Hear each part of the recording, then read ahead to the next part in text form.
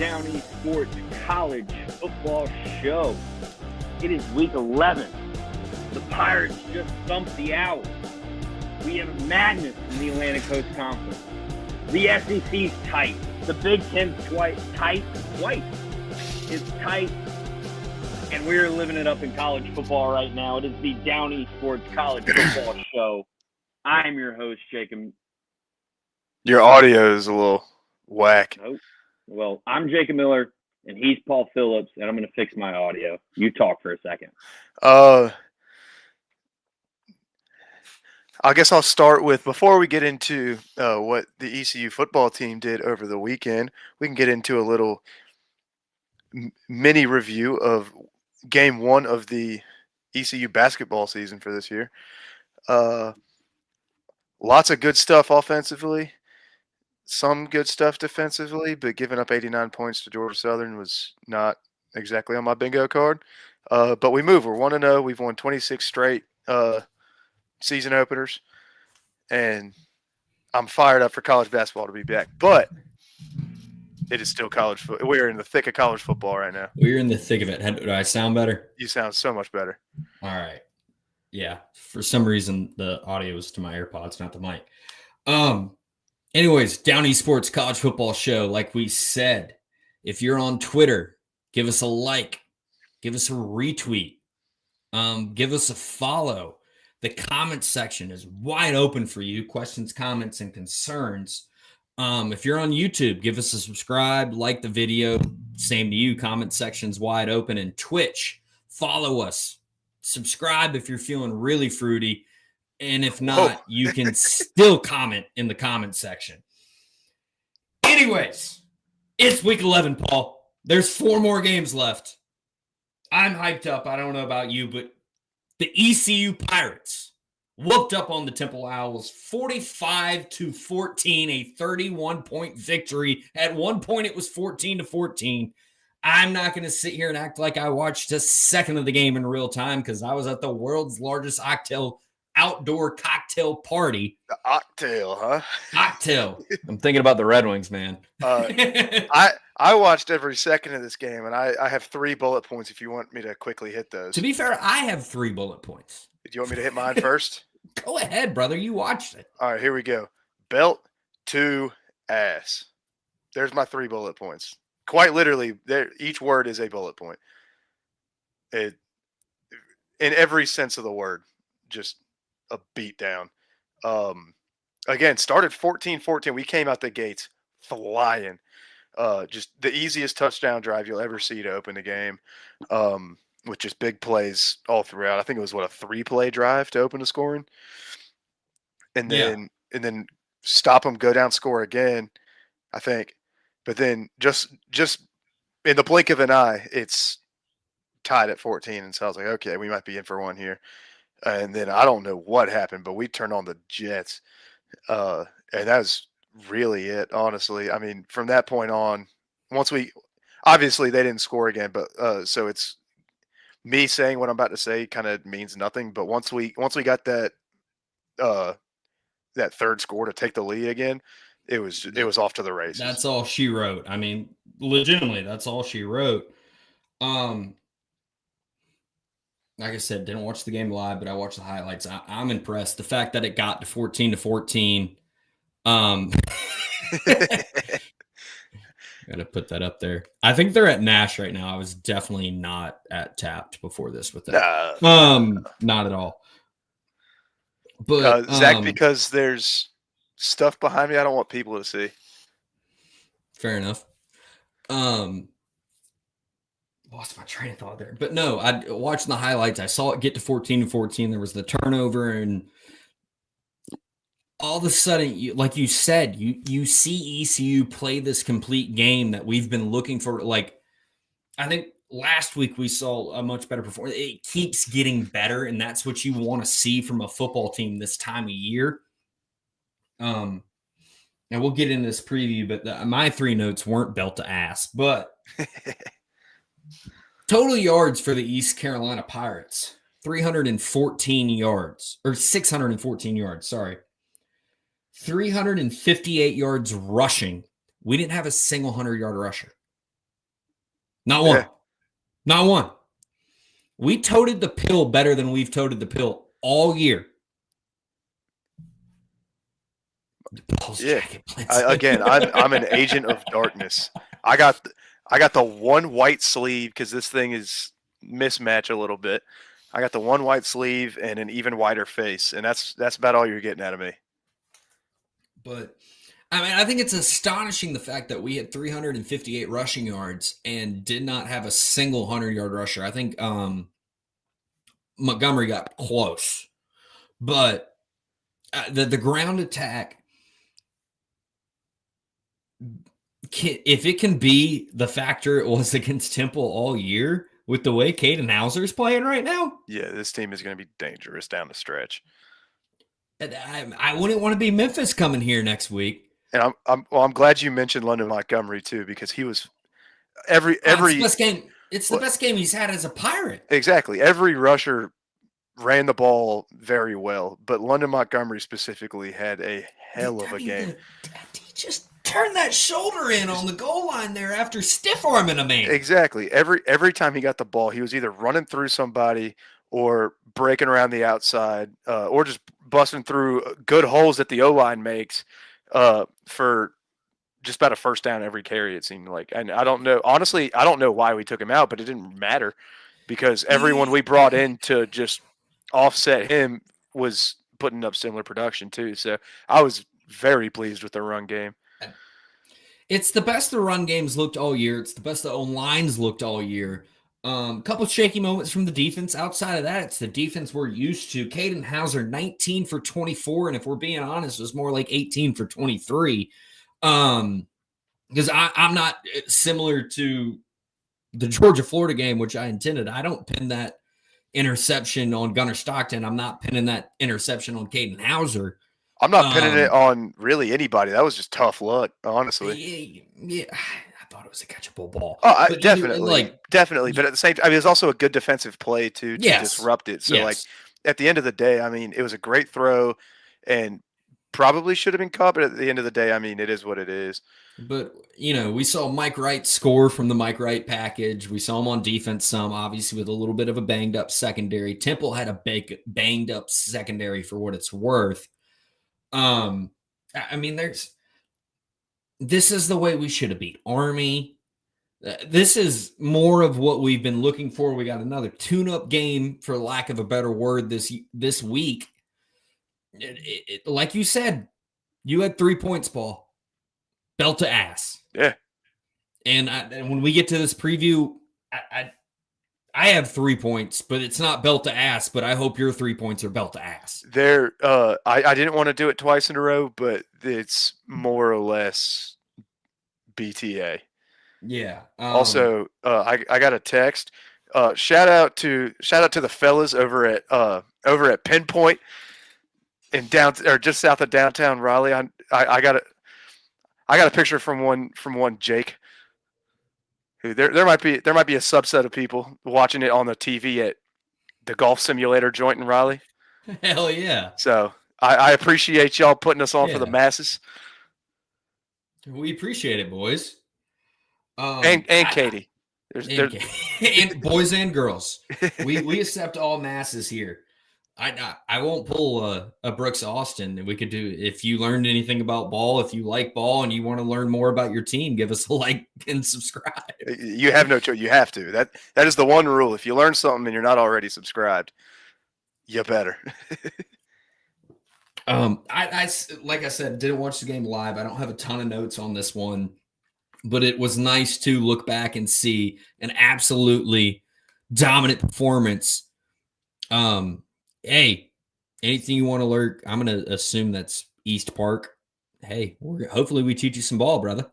We're not going to, but I might probably. Maybe we'll luck into it. Well, I'm going to be honest. My film notes this week are the worst film notes you've ever seen because I'm going to make a point when we get to the Charlotte preview. I have a point. That's all I got to say. You have anything on ECU Temple? I really don't. I mean, I feel like there's really not much to say, just considering how dominant we were. And And both Just facets excellent. of the offense. Even And then special teams. exactly. But then to For once, shut them. we hit a fake on special teams. We've done I it. I know. think this is the third time this year, and we actually scored a touchdown. We did it on the fake field goal too. Don't forget. Yeah, you're right. All right, we scored on the fake. I forgot about that. I was thinking about the fake against NC State, and I think we had a fake against Tulane. Yes. And we didn't do crap with either of them. The fake that worked originally was the Army one, the fake yes, field goal. the Army one, yes. But I really don't have much else to say. It was just from start to finish, front to back, from rooter to tutor. Just there you go, B-Walk. An ass whooping. So we can roll through some quick highlights from week 10. Tulane thumped. Even though both of us bet Tulane last week by UTSA. Yep. Great news for the Pirates. Believe it or not. It's pretty good news. It's pretty good news. One thing I didn't look for, and this was kind of my one side note from this game. UTSA is so good at home. They're legitimately good at home. The game was at home. I think they've lost one so far, and they still scored 40 points. Yeah. Like, they just, for whatever reason, that offense works better in San Antonio. And hey, all of a sudden, there's a pile of teams with one loss, and I think we're right there in the pack. Yeah. My only note was Tulane will not remember the Alamo Dome. I don't know who to pull for or who we need to be pulling for in this Tulane-Memphis showdown that we'll get to, but come Friday night. Because we have the loss to Tulane, but they also just lost. Memphis has the loss to UAB, but they're still on our schedule. So I guess we need Memphis, since Tulane has the head-to-head tiebreaker. Yeah, on I think we need Memphis to win this week, and because then if we go beat Memphis, then they'll have two losses, one of them being to us. It might be us in North Texas, because that's the one thing that's killing us right now is North Texas's schedule coming down the stretch is pretty easy. Yeah, and as we've mentioned multiple weeks now, we don't have to worry about Navy. I don't think. No, I don't think so. I'm worried about North Texas. I think they're just about a shoe. I'm worried about us because, and this is a future problem that at UTSA is scaring me. Oh, I know. It is terrifying. They're continuing to play well at home, and they figured a lot out because they didn't look great to start the season. But coming off the Memphis game, especially if we win that game, that's a letdown spot. Just waiting to happen. Major. But we're getting ahead of ourselves, though. We're getting ahead of ourselves. Exactly. Miami loses again. Carson Beck's looking like Carson Beck. They're done. I heard a take on another show that's on a major social media network. Barstool. Yeah, I have a feeling I know where this is going. It was actually on part of my take, and I think they were messing with Fana. I'm pretty sure they were just messing with Fana. But I get that Miami's got two losses now, and so does Notre Dame. Let's look at Notre Dame's two losses and look at Miami's and realize that they played each other in week 1 and tell me who's better. And it's like credit to what the college football poll did this week, because I actually think they did a pretty darn good job. I think so too. Outside of the group of 5 representation, which I think they did on purpose. Yeah. But because they're looking at this UCF Memphis, and we're getting ahead of ourselves again, but they're looking at that USF Memphis game and going, all right, whoever wins this is going to be ranked. Tulane, Memphis. Or Tulane, Memphis. Whoever wins it, I think that's kind of what they're looking at right now. Yeah.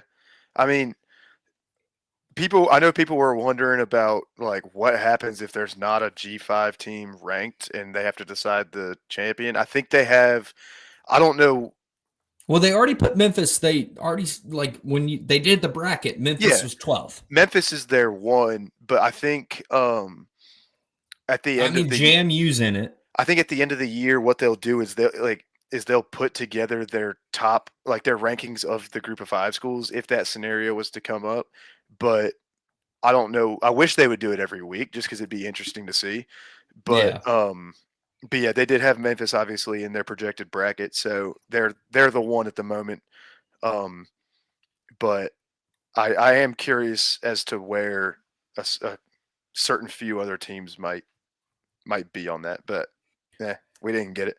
And I meant to pull up this stat before we did the show, but if I'm wrong, call me out. But I'm pretty sure Mario Cristobal at Miami in the month of November, it might be November and December, is 4-11. I heard something resembling that, yeah. 4-11. All right, that's great. Miami's looked great all year. And stealing a take from something else I heard. Well, part of a take.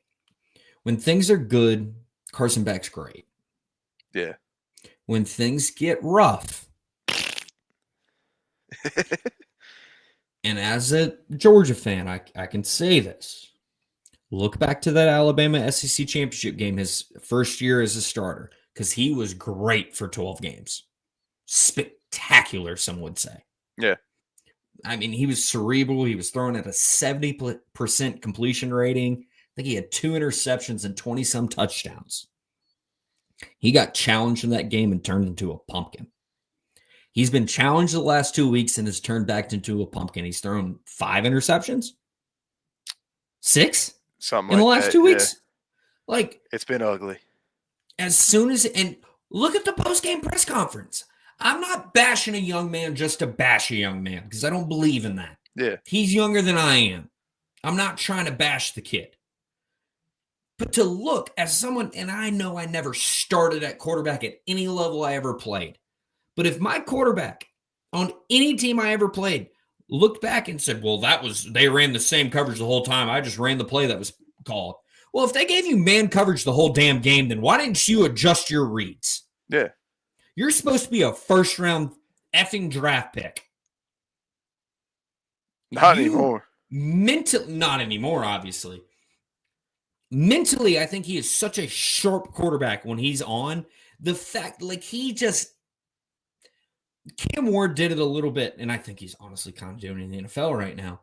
But you see these quarterbacks. Baker Mayfield never did that. CJ Stroud never did that. Marcus Mariota. I hate the guy. Tim Tebow never did that. You look at, I don't care how good you are in the NFL. You look at a quarterback that has the press conference he had after that SMU game, that's not a winner at any level, let alone the college football level. Got a little spicy there. Can't help myself. That teed me off, man. Texas pulled out a great comeback last week. Well, Vandy almost did it to them. I don't know how they don't recover that onside. I don't know how Sarkisian doesn't go for it at the half. Yeah. Man, what a wild game. That was very wild. But looking back on it, it's what was always going to happen. I was blinded by Diego Pavia going into last week with me riding Vandy, but I got blessed with the fact that we do the show on Wednesdays because I got the line at 2.5. Yeah. The line when the game closed was 3.5. I'd have lost that bet. Yeah. So it's the only bet after going 5-0, I went 1-4. Yeah. Right back to normal. Got a little different strategy this week, so we'll see how it pays off. And I know they're not in your top 3 anymore, Paul, but the NC State Wolfpack beat Georgia Tech. Georgia Tech, who, even though at least I've been riding high on, has played a ton of games close, and I think it finally bit them. I know they kind of got smoked, but I think playing with their food a little bit got them. I think so too. And like this was nothing new for Georgia Tech. I feel like because they've just been in so many close games and has just figured out a way to win them. And the well just kind of ran dry, I think. But they didn't just like it wasn't like a close game like all the rest of them that they just happened to come out on the wrong side of. They just got put up through there. Honestly, that was just it was an incredible win from NC State, just from start to finish, just about perfect. Which pains me to say, but it's very true. I'll give them all the credit in the world for the way they attacked that game and executed. I know State is nowhere near like compete being a contender in the ACC, and I know one of these games that I'm about to bring up isn't technically a conference game, but do they have the two best wins in the ACC? They might. I guess Yeah, because that throws me off so much that Virginia is not a conference game. Yeah, which NC State has done that in the past before, like games against Wake Forest, which is one of their biggest rivals. It's one of the longest continuous rivalries in college football. There were multiple years in a row where they played it as a non-con. But yeah, the game against Virginia is not a conference game, but still against an ACC team who is still right now, I'd say, the front runner. And then this Georgia Tech team who basically was the front runner coming into this weekend to win both of those games. I mean, yeah, they got some other not great results, but I feel like that's a pretty strong resume from the quality wins perspective, at least. Oh yeah. It is, but man, it's what are you funny, laughing at over there? I'm just thinking back that I produced my dad's show last week, and Bud Elliott came on, a highly respected college football opinion. Very highly. And I think he said 4 or 5 teams from the ACC, and this is last Wednesday before we did our show. That 4 or 5 teams from the ACC had a legitimate shot of making the college football playoff, and we're down to 1. Yeah, and we're down to 1. We talked about that last week, and you said it, and I was like, "Oh my God, he might be right." He might be right, and then all of a sudden, it's sorry, Bud. Is Miami in? Probably not. No. Louisville, maybe. It's Virginia, maybe. It's going to be between those two, I think. I think you're right. Like the ACC is not a multi-bid league. I don't believe anymore. We'll get to our top 12 because I've done the last couple weeks. It's my playoff 12. It's not the top 12 teams in the nation. I did my top 12 like how I've been doing, but I did I got my conference champs out of the way. Like I added a couple afterwards, like my 11 and 12. 12. My 11 and 12 are mine. But just we kind of look at a down week, and all of a sudden it's a really great week of college football. I mean, again, it happens every time. I warned you. You said it was not a great slate, and I was like, "But watch it be just." It has a magic way, man. It's not 07, but it's pretty close. This is why we college football. Well, we'll jump into the Charlotte preview here a little bit. ECU Pirates, 29.5-point favorites. Dang, it moved again? It's 28.5, 29.5, depending on where you look. I was going to say, I saw 28.5. 57.5 is what I saw the total at.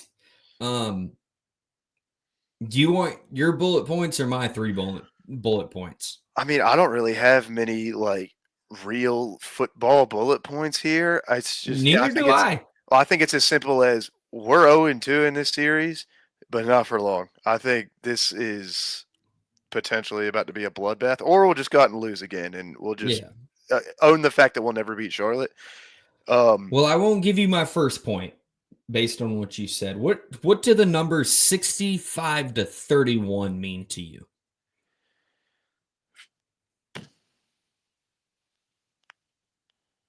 That's a good question. Well, you said the 0-2 part. The other part of this is 65-31. Yep, you're right. Yeah. 65-31 is what we've been outscored in this series. Yeah, we've only played 2 times, but we got absolutely shellacked last year. Looked like a team that was not interested in playing the football game. And I was at that game was- too. That was at Charlotte. That was such a fun atmosphere and everything too, with all the ECU fans there and everything. And I thought we were just going to go in there, handle business, and get out. No, sir. We got shellacked. From the word go. Yeah. From the word go. So you've said my first point, 0-2. 65-31 is my second point, and this is why I didn't watch any tape. Dominate is my third point. Yep. From the word go. It is time to turn this series around. This is an inferior opponent. This is a school that calls themselves UNC Charlotte, and they're in Concord. Beat the hell out of them. Yeah. Just beat them like a drum. This team is not good. We are much better than them. I don't need to do X's and O's with anyone. We are more talented at wide receiver. We are more talented at quarterback. We are more talented at running back, offensive line, defensive line, linebacker, corner, punter, kicker, long snapper. We are better than this football team, and it's time to show it. Not only are we better than this football team, they are very much in contention of being the one of, if not the worst teams in the country. Yeah. It's just a wretched product on the field. And we already know that there's going to be a certain point in this game, whether it's right from the beginning or in those middle 2 quarters somewhere, that we're going to make them look like not the worst team in the country. Yeah, it's just a matter of if we can jump out ahead before we do that, or if we can limit that to a very minute part of the game to where it doesn't matter. But I'm really not worried about that. Maybe I should be. I don't know. But I think the one thing to look out for is trick plays, especially early on. I am on high alert for at least one, or if not I think it comes from special teams, honestly. Yeah, it's not only is it going to come from special teams, most likely it's going to come from Charlotte too. We're not going to pull any of that mess. It's going to be Charlotte trying to just get an edge on us when we don't expect it, which is what ECU has been known to do against plenty of other teams in the past. So I don't blame them at all. We got to be ready. If we force a 3 and out on the opening drive, we better be prepared for what could come on 4th down. But that being said, I like the Pirates big here. I'm not even going to venture a guess on a score prediction. 55-10. I want us to put a touchdown, really. 55-10. I want to put 80 points on the board here. We're not going to, I don't believe. My thing is, so coming in, basically my outlook on this game for the whole season was that I don't want a single starter to come out of this game at all. I want us to just run it up. Run it up. Run it up. And then being the Washington Commanders Redskins football team fan that I am, I started to hesitate after watching Jaden Daniels on Sunday night. Well, maybe put Winston right in. So we'll see. I'd maybe put Winston right in. Once I get a couple juices in me on Saturday, I'll probably be ready to watch the starters play the whole game. But I don't know. I got a weird feeling right now. I'm ready to drum. I think Blake Harrell gets the fact that we're 0-2 in this game and just brings it to him. I don't even think we have to do anything special. No. I just drum them. Drum them. If we play almost as well as we did against Temple, we'll win this game by 70 points. Exactly. That's not a bad Temple team when we scored. No. Yeah, and held them to 14 that both came in the first quarter. Yep. So I just think if this is the way we're playing, this is utter domination. And we'll move right into our next segment here, the top 12, which unfortunately I'm going first again. My top 7 looks exactly the same. Ohio State number 1, Indiana number 2, A&M number 3, Bama number 4, Oregon number 5, Georgia number 6, and Texas Tech number 7. 8 through 12 is where I got a bit of a shakeup. The two teams that were kind of in these spots aren't there anymore. Vanderbilt lost. And Georgia Tech lost. I've moved BYU up to number 8 now. Old Miss is number 9. Number 10 is Notre Dame. Like I told you, 11 and 12 are those spots where I'm holding the playoff contenders, so to speak, that will sneak in. I got Virginia number 11 at the moment, and I have Memphis number 12. We'll see how long that holds up. Yeah. With mine, if y'all watched actually a lot of y'all probably didn't because you got YouTube TV like me and you aren't able to watch ESPN, but most of you at least probably saw the CFP poll that came out yesterday.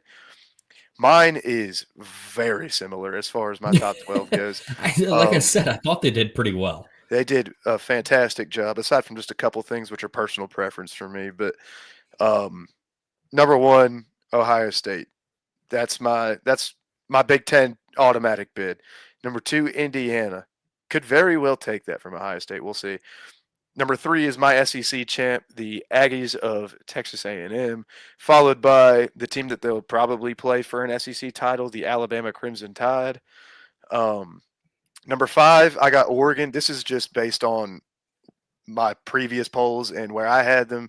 I don't know if they're that high, but you know me, I'm not going to complain about putting Oregon top 5. Number 6 is where I got the Dogs, who very well could knock out either Bama or A&M for a spot in the SEC title game.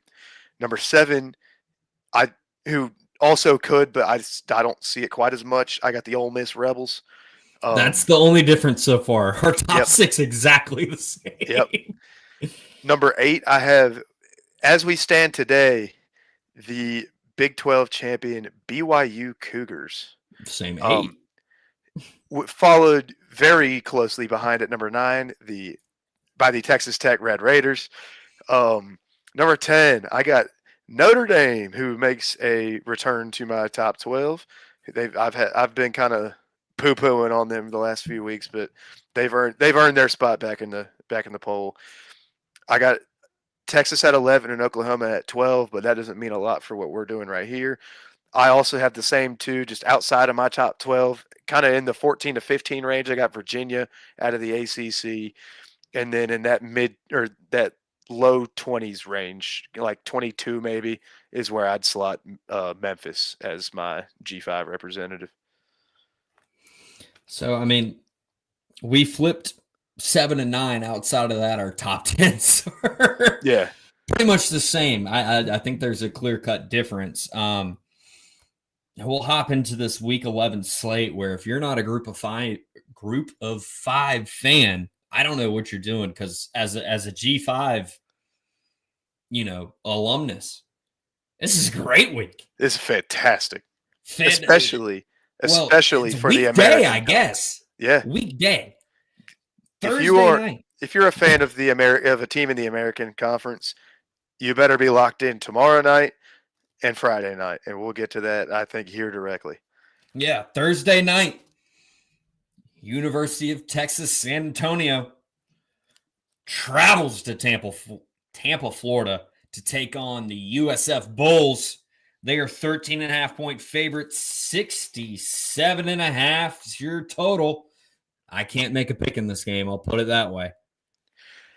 I can, and I'm going to take USF just because I worry about UTSA not in their home environment. I don't worry about them necessarily, but number one, the majority of the losses are on the road. Exactly, and going to play this team of all teams on a Thursday night after you travel to go play a midweek game. You never know how that's going to go. I like USF being at home here. I think they'll win by, give me 10 points. I mean, heck, they lost the game on a missed field goal against Memphis. On a missed field goal. And they had the lead in that game all game. That's it's an interesting spot. I'll put it that way. It's very interesting. Heading into Friday night in the American Conference. Massive game. Biggest game. If you're an ECU fan, this is the game you got to tune into. And we got to pull for Memphis. Yeah, Hard. I think so. Hard. Tulane's got the head-to-head. You need Memphis to win this game. Exactly. That puts Tulane at 2 losses. We're beating around the bush here. Tulane travels to Memphis. 3.5-point favorites are the Tigers. 54.5 is your total. I have a tough time not picking Tulane here, as bad as I want Memphis to win. Memphis has played with food a couple times this year. They get a bit healthier. I think they get a couple guys back this week, but I think this goes down to the wire. I don't know which way to go. I don't either. I'll revisit this game, but not from a spread standpoint. I do it a lot, and I feel like it's a cop-out to just go with the home team in these tight matchups. It helps. I get it. That's a tough environment at Memphis. Like when Memphis is good, that place gets going. And I know it's a little different now that their stadium's like under construction and all that. Yeah, they're renovating it. But the Liberty Bowl. Yep. But it's such a toss-up game. I'll lean Memphis again, just the home team bias, but this is quite the matchup. This might be the fastest episode we've ever done. It's on pace for it. Yeah. Leading into our next game, a team we lost to earlier in the year, the BYU Cougars take on Texas Tech, which might be a rematch of the Big 12 title game. Texas Tech is a 10.5-point favorite. 52.5 is the total. Personally, I lean Texas Tech here. I think this is where you see Bear Brockmeyer turn into a freshman. I get he's a red shirt, all that. Man, this Texas Tech D-line's different. Yep. Different. And I know it's the Big 12 and they're not known for defense, but we watched them manhandle a physical Utah team. And I know it was early in the year, and I didn't even bet on this, and I probably should have. But that 10.5 scared me. That's a lot of points. That's a lot of points in this game. I think Texas Tech wins. I don't know if they cover. I'll get back to it. All right. Go to the Big Ten next. Oregon on the road in Iowa. Oregon's a 6.5-point favorite. 40.5 is your total because they're playing Iowa. I think Oregon runs away with this. Maybe, but I don't know. I think everyone's sleeping on Oregon right now, man. And I've heard it on a couple different podcasts this week. It's like, well, they didn't beat Wisconsin that bad. Did you watch that game? Because I did. Yeah. It was pissing rain. Oh, yeah. Pissing. You're telling me they're going to score 42 points in a monsoon? What do we? I still think Oregon's really, really good. Oh, yeah. I just think, and I get Iowa's got a stout defense like they always do, and they run a little different. I just don't think they have a chance here, man. I like Oregon to win the game, and I don't know what the number is, but 6.5. Watch out because Iowa has been playing some very good football lately. They've been playing some great football. And so this being a home game for them too, bringing in Oregon, it's a sketchy spot, but give me the Ducks. I mean, yeah. Was I not? You really thought I wasn't going to take Oregon there? Come on. Now. Last game of the preview, or at least so I think. Texas A&M, 6.5-point favorites at Missouri. 47.5 is your total. I'm withholding my pick. I am also withholding my pick. I think we're on the same page, too. I think so, too. I think we're on the same page. You know what? I'll throw it in there. I don't know the spread, but Alabama. Oh, no. I have it as a pick. But I'll just ask your opinion. Alabama, LSU. I've looked at this game. Yeah, it's at Alabama. 10-point favorite. 10-point favorite. How do you feel about that number? it's tough because you don't know if LSU is going to have the mojo, like the fire new coach mojo, you know. But it's like it a certain screams. LSU fan that I think is watching try to give me crap about that victory against Florida. Well, we beat them by more. And I was like, well, you guys were against Billy Napier. If we went against Billy Napier, we'd have won by 30. Yeah. I mean, what are we talking about here? Oh, shocker, a talented football team or a talented Florida football team showed up without the head coach that was holding them back? Yeah. Oh, wow. What? Color me surprised.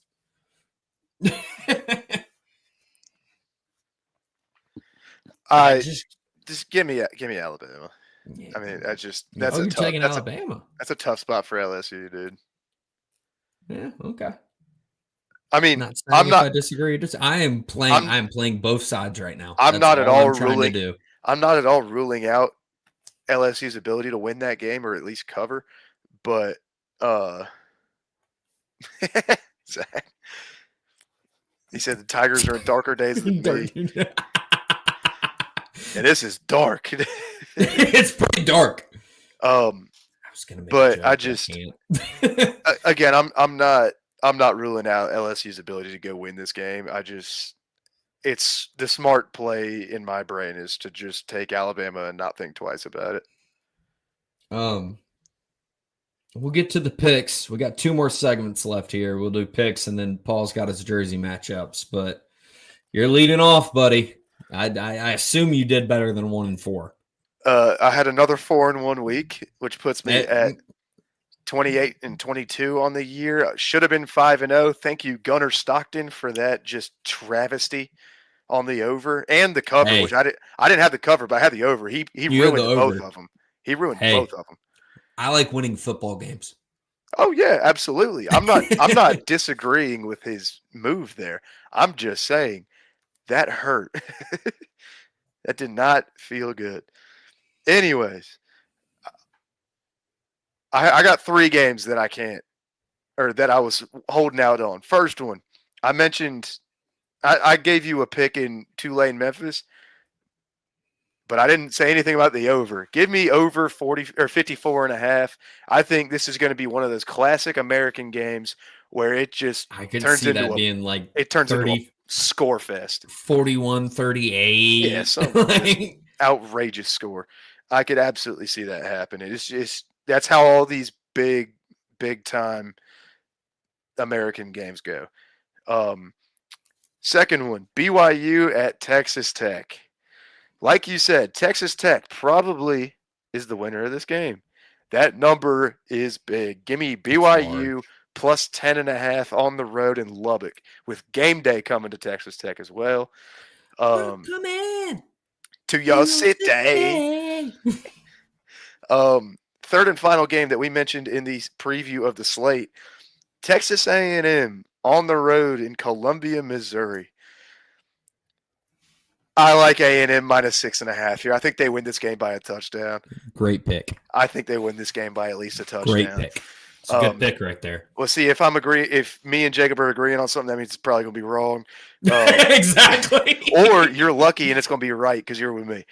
We'll see. But I think A&M kind of figures out a way to manhandle this Mizzou team and put up points late, which is kind of what they do. Is like they might find themselves in close games, but they'll go score. They'll pull away late, yeah. They'll score late in the game when it doesn't matter. Let's move to a little Sun Belt action. Fun Belt. The Fun Belt, where Georgia State is taking the trip to Conway, South Carolina to play the Chanticleers. Speaking of those Chanticleers, give me Coastal Carolina minus 7.5 with the Panthers coming to town. Woo! You are one gutsy man. Hey, Coastal has been playing some good football lately. I don't want to hear gutsy man. We saw what they looked like early on firsthand. They've figured it out a little bit. I like where this Coastal team's heading. Also had the uniform of the week last week, and they announced it after the show. The graffiti glow in the dark. Oh yeah, dude, those were tight. Bananas. Those were tight. And finally, another total. This might be my first under of the year. in what could be just a horrendous football game between two perennial powers in the Atlantic Coast Conference, Florida State at Clemson, under 56.5. This game is going to be, I had sushi for dinner tonight. If I still had those chopsticks laying around, I'd save them for this game to jab him in my eyes. It is just horrid football. But damn if they're not going to play the game, and I'm going to bet the under. Is that your 5? That's my 5. All right. Game we talked about. Oh, hold up. Let me write my timestamps down. I'm dumb. There you go. I got some Jersey stuff to figure out too, so you take your time. All right. I'll delay. We talked about this game. UTSA is great at home. Great team at home. They have not been great on the road this year. I think this is a major letdown spot coming off the win last week against Tulane. They get the Bulls in Tampa, 13.5. You'd think it was a big number, but I think I think this is a 17-point game all the way. All the way. I'm talking like 31-14, something like that. Just I think the Bulls find a way and shut them down in the second half. I love the Bulls here in this spot. A shockingly low number, and I think it's because Penn State was feisty against OSU, and I think that's just because Ohio State didn't really want to kill them. They didn't want to show anything. It's late in the year, but Indiana's a 14.5-point favorite at Penn State. Give me the Hoosiers. I looked at that heavily. I strongly considered it. I love the Hoosiers in this spot. And this was your great pick, Paul. I really think you're spot on. They go to Columbia. I think the Aggies might be the second best team in the country. And that's dependent on who wins the Big Ten championship game. Exactly. Which, honestly, I think those two Big Ten teams are the two best teams in the country. But A&M they make a strong case. I've said it for 3 weeks now. I think Missouri's a fraud. And I think they get exposed by an offense that doesn't know how not to score. Give me the Aggies minus 6.5. Yep. I feel so good about it too, which means it's going to lose. Yeah, exactly. Typically, this is a marquee matchup this time of year. Marquee. We've seen this game go 10-3, 10-7, 10-9, whatever it was. And then get replayed for a national title. This game decided the SEC West for many, many, many, many, many, many years. It was 9-6 in overtime, by the way. 9-6. Thank you. This game has decided the SEC West for many of year. It doesn't anymore. And LSU ain't no damn good. And I don't care if Brian Kelly ain't there no more. Give me Alabama minus 10. They're gonna. There you go. They're gonna whoop them. Last but not least, if I'm going to keep it in the Southeastern Conference, as bad as I think LSU is, I think 12-2 in the SEC is pretty tight. Those two bad teams being South Carolina and Kentucky. Yeah. Florida what about Arkansas, man? Come on. Florida minus 3. Give me the Gators minus 3 at Kentucky. I love it. I think Florida without Napier is a better team. Oh, absolutely. All year long. Are you ready for your jerseys? Because I got to take a commercial break. I am ready for my jerseys. You're going to want to stick around for one part, though. I'll be listening. I just won't be in the room. All right. As Mr. Miller shows you his crotch on the way out, there's really I didn't prepare a jersey preview for tonight because there's only one that I really need to talk about. The Pirates are going to be looking damn good on Saturday when they pull out the old flying ECU helmets that they notoriously wore in the Peach Bowl against NC State back in '92. Those with the modern throwback jerseys and the purple pants going all purple, they're going to look sweet. I am in desperate need of one of those mini helmets. That's my uniform of the week. I feel like Charlotte will come looking halfway decent. So Anything related to uniforms, uniform matchups and everything this week, at least in this show, is going to be ECU related. And like I mentioned last week, I'm going to work on trying to put out a social media version of my full uniform kind of compilation for the week once I get some more reveals out, which usually come tomorrow. But moving forward into a couple of matchups, there's a couple of just classic old head matchups, which are, where did they go? I feel like this one always just, it sits well with me. Ohio State Purdue. That's just so Big Ten. A&M Mizzou, some old Big 12. Duke UConn's going to look like a basketball game. Let's see, are there any that I missed? Wake Virginia is just classic ACC. Two founding members of that conference. That's really all I got in that regard. Moving on to some color overload games. We got a fun late night one at 10 o'clock p.m. Saturday night on the CW. Sam Houston State and Oregon State, and the most orange game you'll ever watch.